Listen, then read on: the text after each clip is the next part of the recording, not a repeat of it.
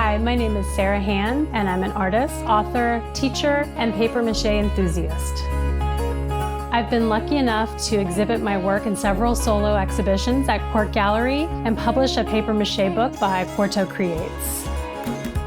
Creating something extraordinary from simple and accessible materials is like a superpower to me. Working with tactile materials helps us slow down and enjoy the present moment. It's relaxing, but also very fun.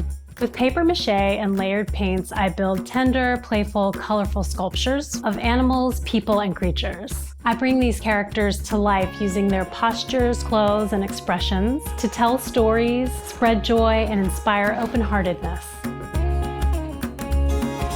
In this Domestika course, you'll learn how to create a 3D character using papier-mâché and simple materials.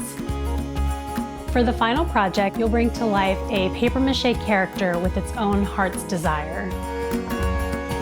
To start our journey, we'll look at what papier-mâché is and how it works.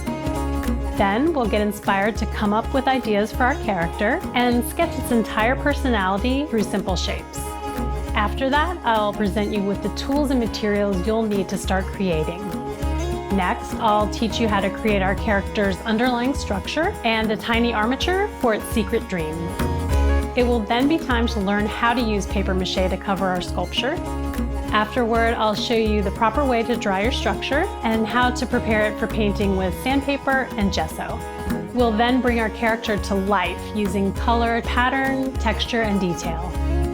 Finally, I'll explain how to hang our sculptures up proudly, take photos, and share them on social media.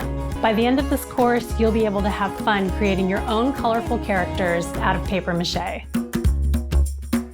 To follow my steps, you'll need a foam core board, wire, and tacky glue, acrylic paints, newspaper, flour, and other stationery tools and materials that you probably already have at home.